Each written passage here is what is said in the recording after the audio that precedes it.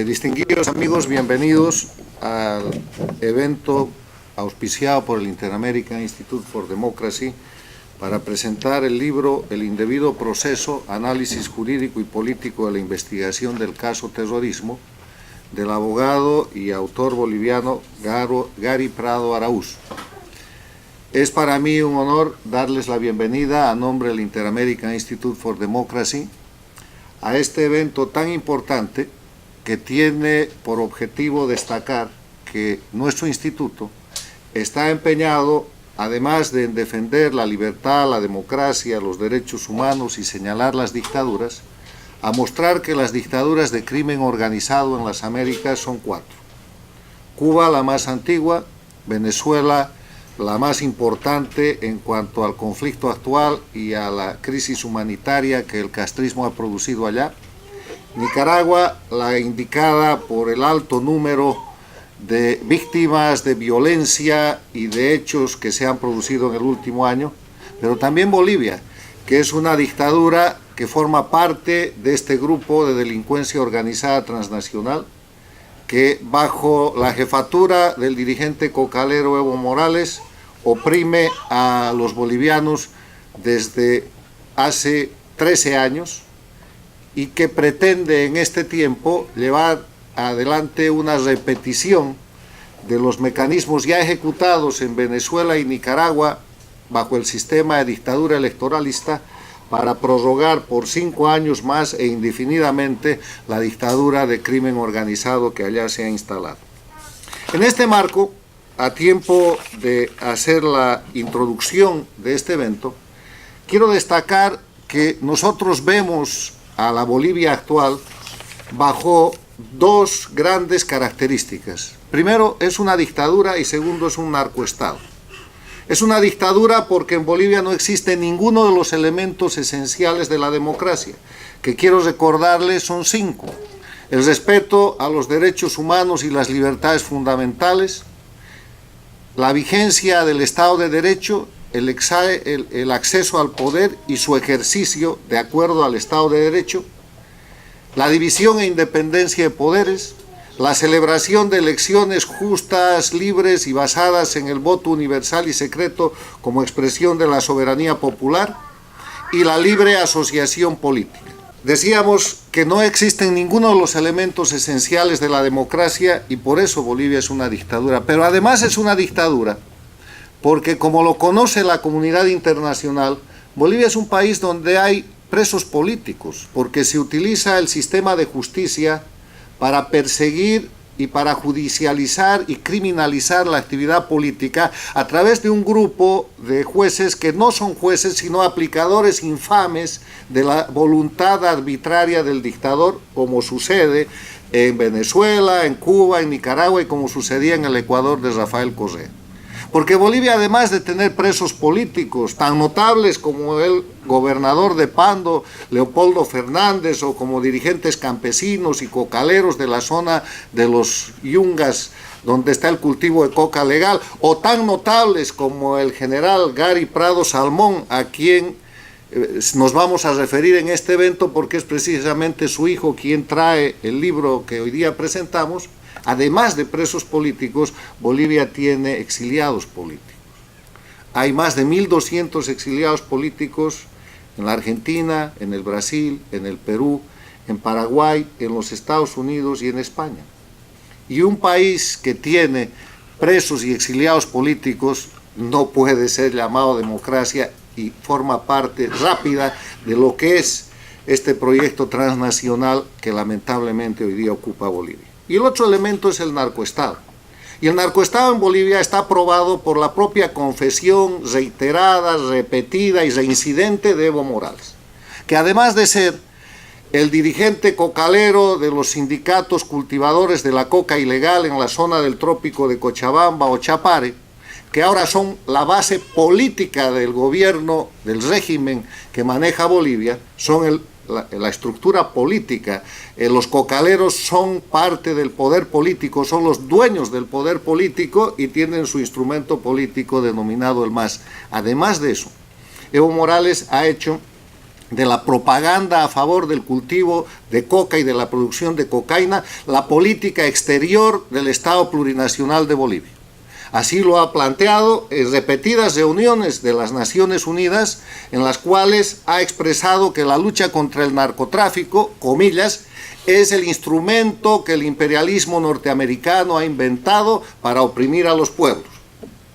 Y con ese concepto resulta absolutamente imposible negar la condición de narcoestado.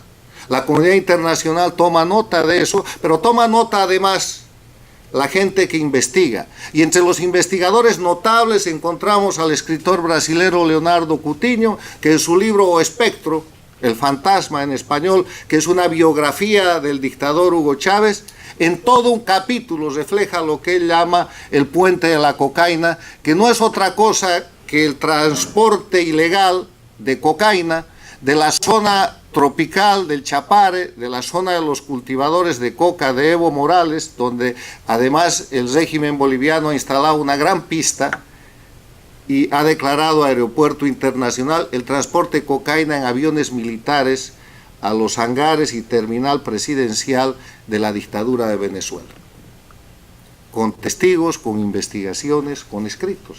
Pero además de eso, como si fuera poco, está la constatación internacional llevada adelante por otros investigadores en documentos de pública consideración que han merecido, por ejemplo, que Univisión hace ya casi 10 años señale a Bolivia como narcoestado, del eje de tráfico de drogas, con la cocaína de las FARC de Colombia y con la cocaína de Evo Morales y sus sindicatos cocaleros, que tienen como punto de encuentro, como hub, Venezuela, de el narco dictador Nicolás Maduro, lo que configura que además del narcoestado de Bolivia, tiene este sistema el narcoestado comercializador de Venezuela. Dos cuestiones que hemos demostrado: Bolivia es una dictadura, es un narcoestado. No se trata de un proyecto nacional, este es un proyecto transnacional donde Bolivia es uno más de los países ocupados por el sistema castrochavista, que nace de la alianza de Hugo Chávez con Fidel Castro y que se expande, que ahora está acotándose, reduciéndose, pero que mantiene el control sobre estos países. A eso se llama castrochavismo. En este contexto, en este marco de referencia, ahora entramos al tema que nos ocupa. Patriotas bolivianos, viendo crecer esta amenaza, se ponen a defender la República de Bolivia muy temprano.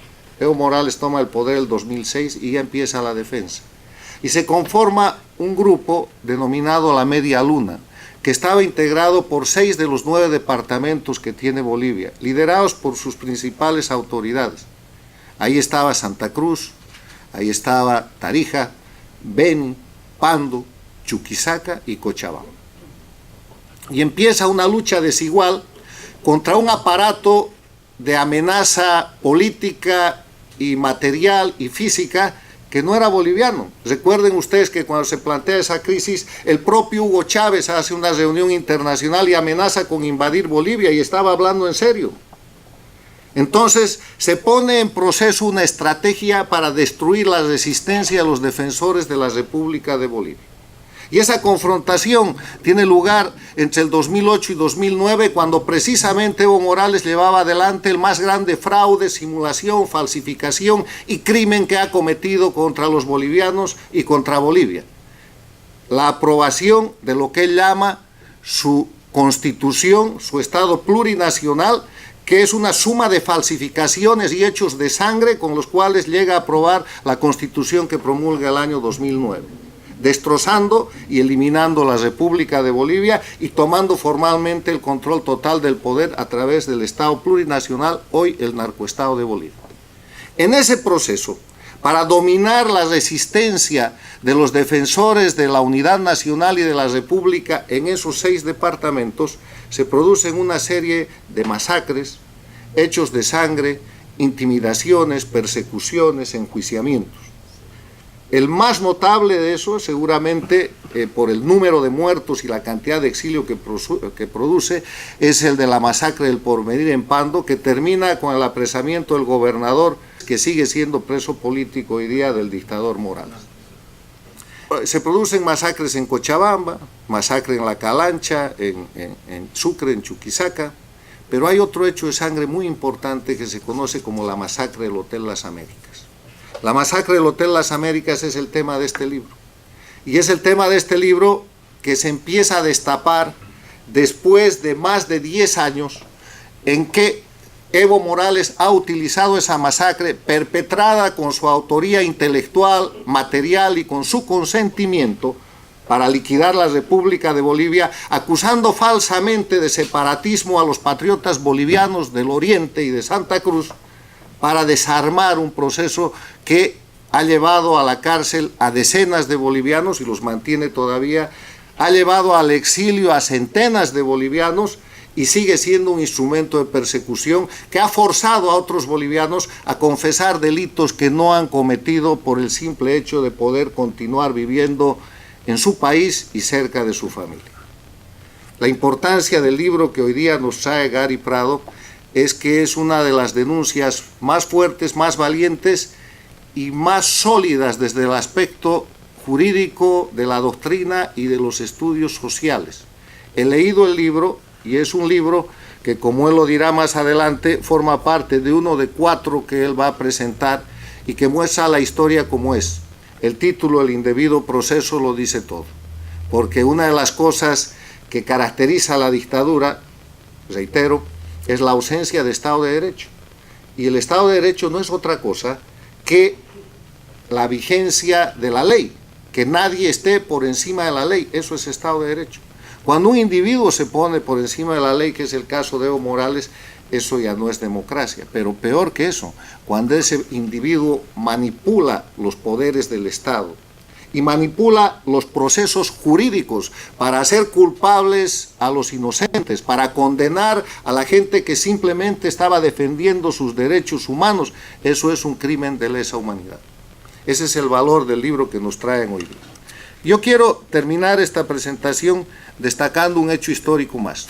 Bolivia hoy día es un satélite, pero al propio tiempo es un territorio ocupado, es una víctima. La patria está cautiva, como dice mi más reciente libro, pero está cautiva de un proceso transnacional que se llama castrochavismo, que es una expansión del castrismo. Y el castrismo asola por 60 años a las Américas y al mundo, y es un régimen criminal altamente peligroso que también ha cobrado, entre otras, una víctima notable en Bolivia, que es el general Gary Prado Salmón, padre del autor que hoy día nos trae el libro y víctima de ese proceso que truculentamente inventa y maniobra la dictadura de Evo Morales en Bolivia sobre el tema del Hotel Las Américas. Pero eso no es un hecho aislado, eso es un hecho de venganza, porque hay que recordar que fue el capitán Gary Prado Salmón quien en las operaciones de defensa de la patria en la guerrilla de la década de los 60 apresó vivo a Ernesto Che Guevara. Y desde entonces el castrismo no ha perdonado a los soldados bolivianos, a los patriotas bolivianos que defendieron a Bolivia de la invasión de la guerrilla castrista. Han asesinado al general J.J. Torres, que era un militar de izquierda.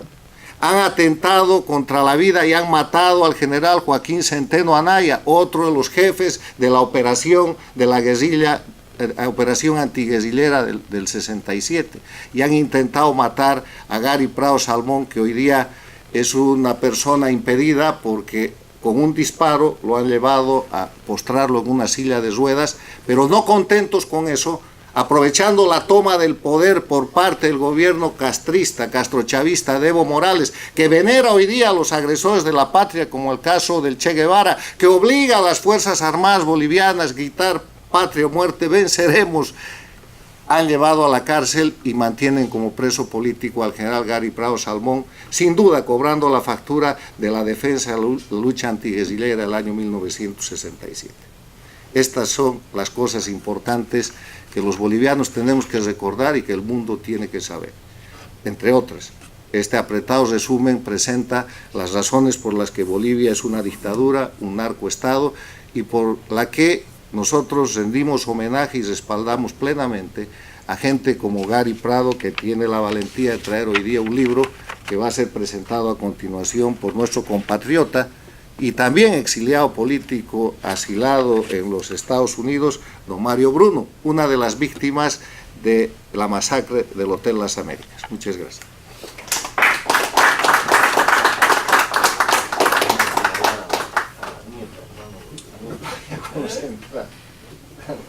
Estoy pidiendo disculpas por la tarjeta roja. Ahora, si tú quieres, lo hacemos entrar. Que lo turbe Bueno, muchísimas gracias. Agradecer al instituto y a Gary Prado por la invitación. Cuando me llamaron y me preguntaron si quería hacer la presentación de este libro, inmediatamente acepté porque, como dijo Carlos, yo soy un protagonista de ese libro. Lo leí y encontré mi nombre en varias páginas del libro, lo cual, y yo estoy acá, lo cual significa de que somos pocos los que hemos enfrentado al gobierno y no hemos negociado con el gobierno. Los procesos políticos de octubre del 2003, que obligaron, por decirlo menos, a una serie de sucesiones presidenciales cargadas de dudas y anormalidades, profundizaron aún más la crisis política existente, caracterizada por la satanización de la política y lo político, generando un terreno fértil para la germinación de los regímenes de franquicia, como decía Carlos, es decir, del socialismo del siglo XXI. En enero del 2006, en su primer discurso como presidente, Evo Morales proclamaba que su gobierno iba a ser un gobierno sin muertes, como paradoja, presagiando un régimen cargado de odio, tensiones, violencia y, por supuesto, de muertes, muchas muertes. Con el inicio del gobierno de Morales también se iniciaron los gobiernos departamentales. Los gobernadores fueron electos por primera vez por voto popular. Y si bien el presidente Morales había ganado las elecciones nacionales por amplio margen, los gobernadores también lo habían ganado, pero con participación de agrupaciones regionales. Estas elecciones de prefectos, de gobernadores, fue impulsada mediante referéndum en años anteriores por el Comité Pro Santa Cruz, constituyéndolo en un importante actor de contrapeso nacional. La naturaleza despótica de Morales profundizó aún más las tensiones del sistema político, instruyendo desde el poder la fragmentación social, promoviendo discursos y políticas revanchistas, ahondando desacuerdos y exaltando diferencias. Las tensiones tuvieron como epicentro la Asamblea Constituyente, que, viciadas de legalidad, pretendían dirimir ese nefasto empate catastrófico. La activa participación de los movimientos cívicos, con marchas, huelgas de hambre, cabildos ciudadanos, bajo la premisa de democracia y libertad, promovieron a la autonomía departamental como una nueva forma de administración e interrelación política, provocando una suerte de achicamiento territorial para el gobierno de Morales. El régimen solo tenía presencia en 3 de los 9 departamentos de Bolivia. La reacción del régimen ante esta situación trajo consigo uno de los episodios más sórdidos de la historia nacional, el violento ataque contra el gobernador de Pando y la persecución, encarcelamiento, chantaje y manipulación de la justicia en el indebido proceso del caso terrorismo, provocaron la abdicación de la democracia en Bolivia. Gracias.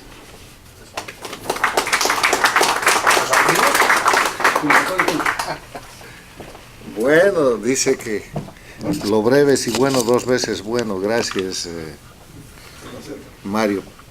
Tengo el honor de presentar a Gary Prado Arauz para que nos hable sobre su libro El indebido proceso.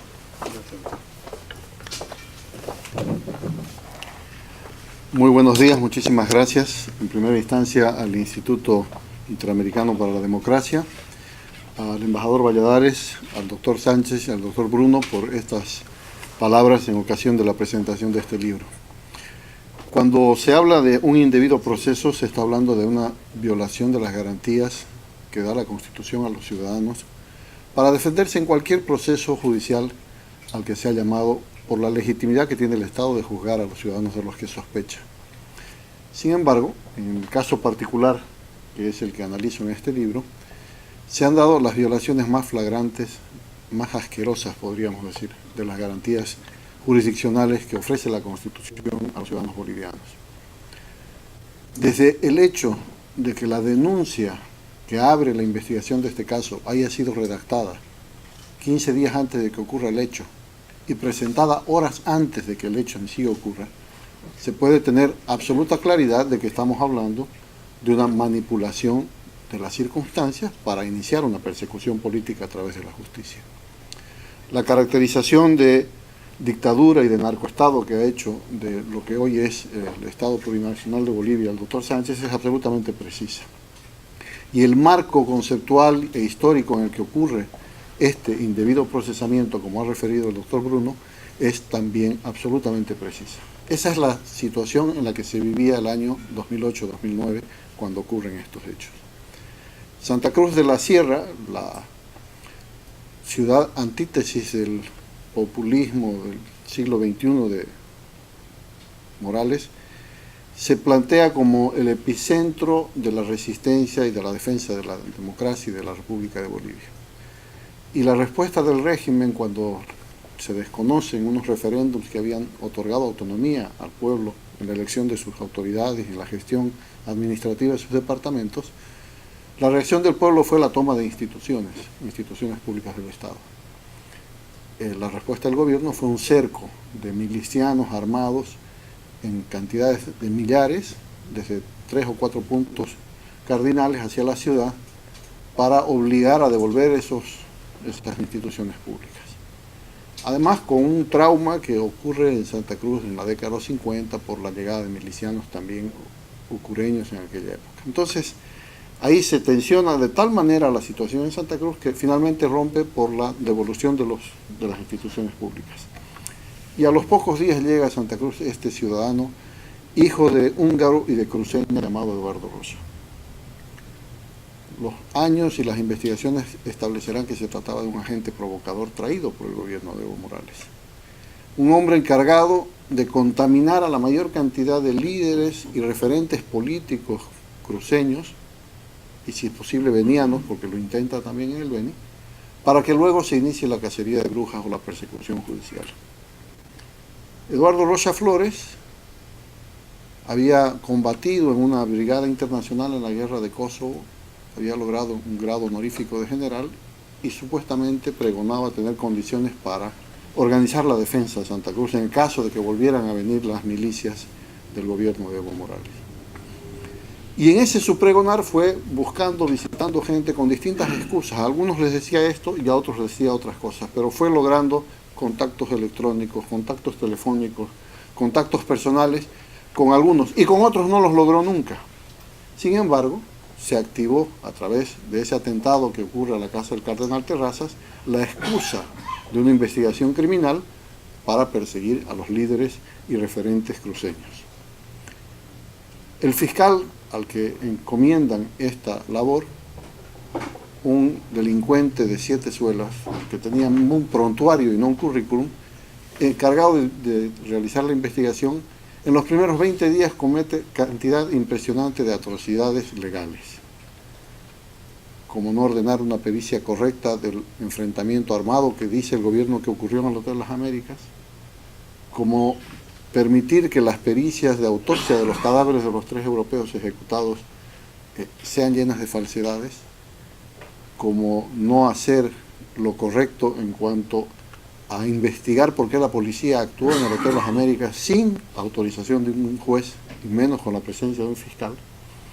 Y de ahí en adelante dar cabida a un testimonio de un supuesto testigo clave, que es la persona que se dedica a emporcar, a incriminar a los líderes y referentes regionales cruceños para que el fiscal los persiga más adelante. Es importante destacar que ese fiscal, durante los 20 meses que dedicó a investigar este caso, se dedicó además a extorsionar a los ciudadanos que investigaba. Bajo la amenaza de incluirlos o con la promesa de excluirlos de su investigación, les sonsacaba dinero.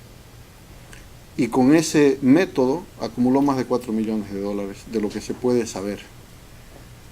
En el transcurso de los años, y ya con un juicio a 39 ciudadanos encausados por este fiscal, se logró denunciarlo públicamente, perseguirlo judicialmente, tuvo que huir al Brasil y declararse refugiado político, miren la paradoja, pero contra la voluntad del gobierno y contra la negligencia del Ministerio Público, como víctimas, la familia Matkovic y la familia Melgar lograron que a este sujeto se lo condene en ausencia, como permite la ley ahora en Bolivia, a 12 años de presidio cuando sea habido. Por lo menos una reparación formal del daño que causó este individuo en nombre de la Fiscalía del Ministerio Público del Estado boliviano.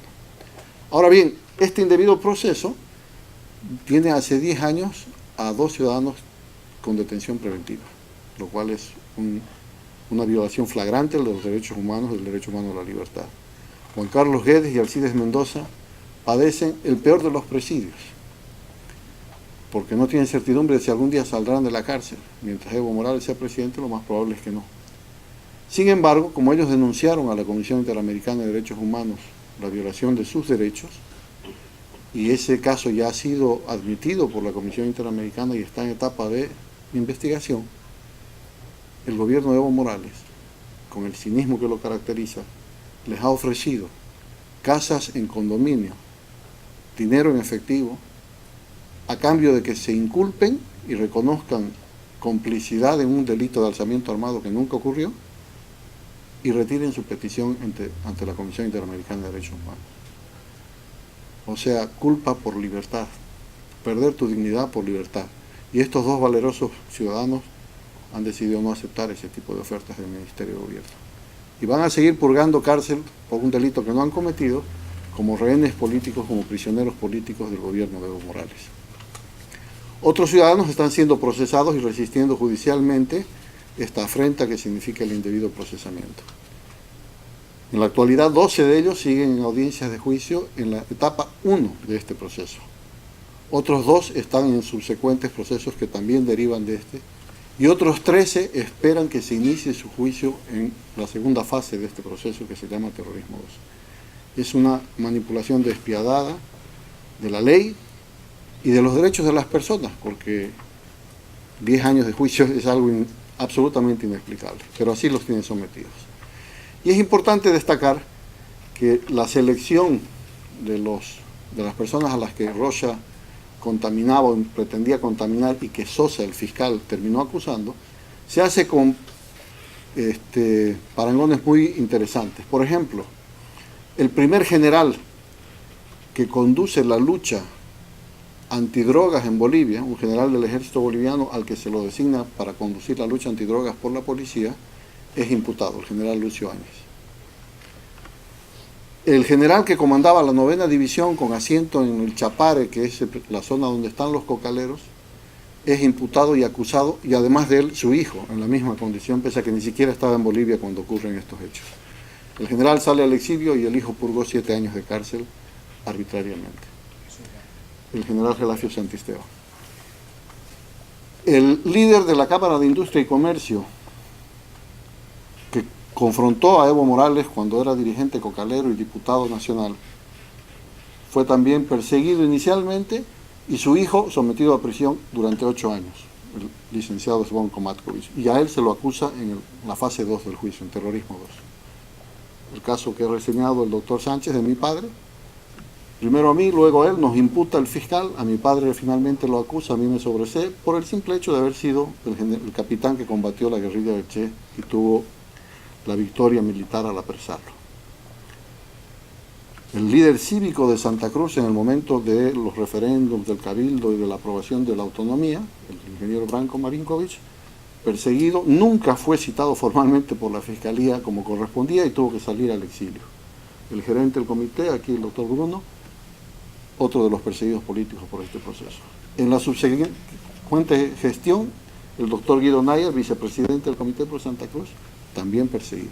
O sea, una selección precisa de las personas a las que querían dañar en venganza, por odio, por rencor, o por simplemente frustrar políticamente la resistencia a este gobierno que hoy se ha convertido en una narcodictadura. Entonces, lo que hago en este libro es analizar el cuaderno de investigación del fiscal. ¿Qué es lo que hace el fiscal formalmente? ¿Qué es lo que figura formalmente en su investigación? Y cómo eso no tiene ninguna relación ni con el hecho, ni con lo que viene a ser más adelante su acusación. Este será el primer libro. El segundo libro hablará de la etapa final de la investigación, que son los 18 meses siguientes en los que el fiscal ya formula una acusación. El tercer libro hablará de una etapa intermedia, donde debemos sanear el proceso y las pruebas ilegalmente obtenidas, los testigos que se podían haber rechazado, excluidos del proceso, situación que no ocurrió porque todo lo que hizo el fiscal fue convalidado por un juez absolutamente improbo. Y finalmente el juicio, que lleva 7 años y no tendría visos de concluir, salvo por una ley que se ha aprobado la semana pasada que ha dispuesto que en los próximos 6 meses todos estos juicios deben concluir.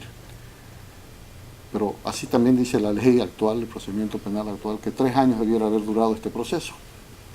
3 años y no había empezado el juicio todavía y nos negaron la excepción de extinción del proceso por máxima duración. Entonces, estamos sometidos a una dictadura, no hay garantías judiciales de ningún tipo, y en este libro hacemos una denuncia de que lo que investigó este fiscal no tiene relación con lo que debió haber hecho. Los siguientes libros van a ir develando cómo la prueba ilegal se utiliza para perseguir a los ciudadanos. Yo les agradezco la lectura, la comprensión, la difusión de este material. Agradezco al Instituto por la oportunidad de hacer pública esta presentación en los Estados Unidos, que de alguna manera es un espacio de libertad, donde se puede decir sin miedo, sin temor a la persecución y a las responsabilidades que después le pueden delegar a uno el gobierno. En Bolivia resistimos y vamos a seguir resistiendo, no vamos a rendirnos, pero tenemos, gracias doctor,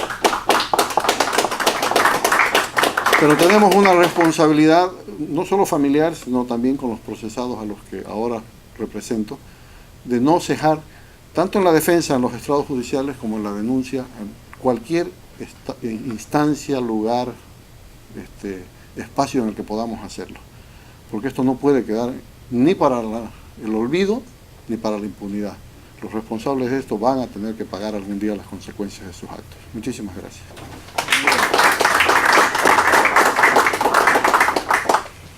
Gracias al doctor Gary Prado.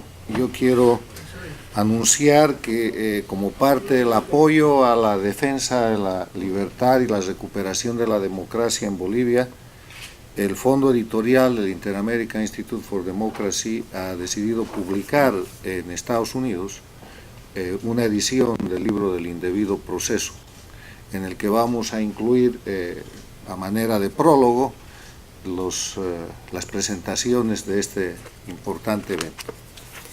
Gracias, doctor Prado.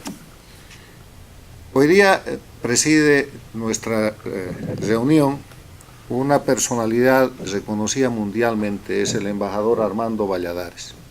Armando Valladares empieza la historia conocida por el mundo cuando es preso político de la dictadura castrista por casi 23 años. Es liberado de esa dictadura y destaca con un libro que es un bestseller mundial que se llama Contra toda esperanza y que ha sido traducido a más de 25 idiomas y que tiene también una edición en el fondo editorial del Inter-American Institute for Democracy. Ese libro llega a las manos del presidente de los Estados Unidos, en ese momento Ronald Reagan.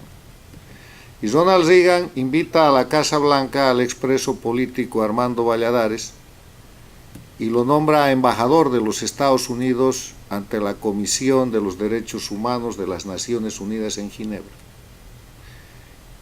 Cargo y tarea que Armando Valladares, que es de profesión maestro, artista, poeta, pintor,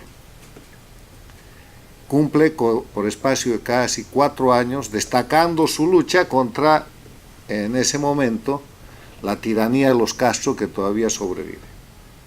Después de esto, Armando Valladares ha fundado una serie de organizaciones de defensa de los derechos humanos en el mundo. Destaca la fundación que lleva su nombre, Fundación Valladares. Pero además de eso participa de una cadena muy extensa de directorios de organizaciones no gubernamentales que defienden los derechos humanos, la libertad y la democracia. Él, además de ser un miembro fundador del Inter-American Institute for Democracy y miembro de nuestro consejo directivo y del directorio, Es el presidente del Comité de Derechos Humanos del Inter-American Institute, pero preside una serie de otras organizaciones.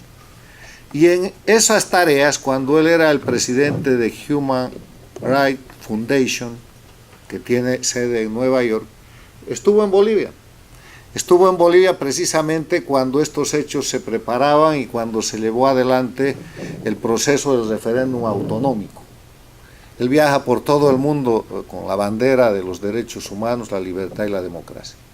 Y hoy día, además de presidir este acto, hemos pedido al embajador Valladares que tenga la gentileza de hacernos los comentarios sobre esta situación y sobre su última presencia en Bolivia cuando se estaba organizando y estableciendo la dictadura y el narcoestado de Evo Morales. Embajador.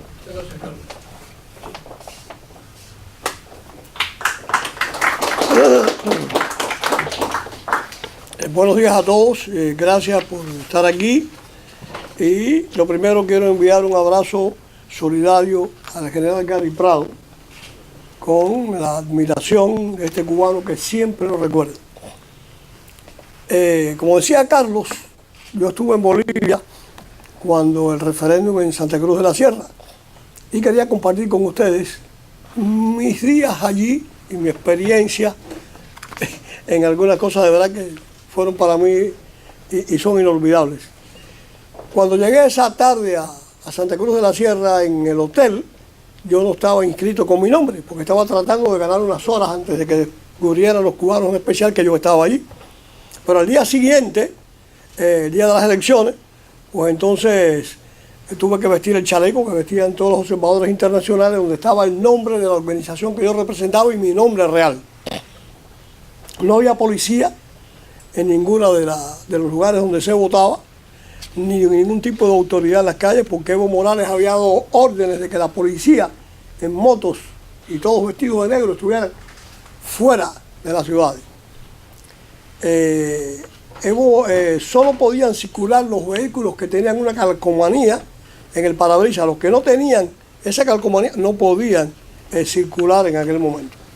Mis escoltas, y esto es confidencial, esto no se puede decir públicamente, pero cuando estamos entre un grupo de amigos, eran 9 y nos movíamos en 3 vehículos. Ellos tenían comunicación por radio constantemente con funcionarios de la embajada y así escucharon que en un poblado a unos 40 kilómetros de Santa Cruz se había producido un incidente por grupos del MAS que trataron de robarse las ánforas y que habían producido un incidente donde intervino la policía de Evo Morales y habían lanzado un petardo que le había destrozado un pie a uno de los jóvenes que defendían las ánforas. Yo iba con Tom Hubbardson, también del Instituto de la Human Rights Foundation, y preguntamos si podíamos ir hasta allí. Los escoltas dijeron que sí, que sin problema. Cuando llegamos a la entrada del poblado, un grupo de jóvenes sin camisas, armados con palos, estaban allí. Yo pedí a uno de los escoltas que se bajara y que indagara quiénes eran, pensando que podían ser los que habían intentado robarse las ánforas. Pero eran los defensores. Me bajé para hablarles. A uno de ellos, joven con apenas 16 años, le pregunté qué hacía allí, que él no podía votar, y me respondió que él estaba allí defendiendo el derecho que tenían sus padres a votar. Me quedé sorprendido y admirado por la respuesta de aquel joven boliviano, y entonces se acercaron los periodistas con las cámaras de televisión que estaban transmitiendo en vivo para todo el país. Era para ellos un acontecimiento que los observadores internacionales estuvieran allá tan lejos, pues se suponía que no saldrían de la ciudad de Santa Cruz. Las cámaras enfocaron de inmediato mi identificación con mi verdadero nombre y dije quién era cuando me preguntaron qué hacía y las preguntas de rutina.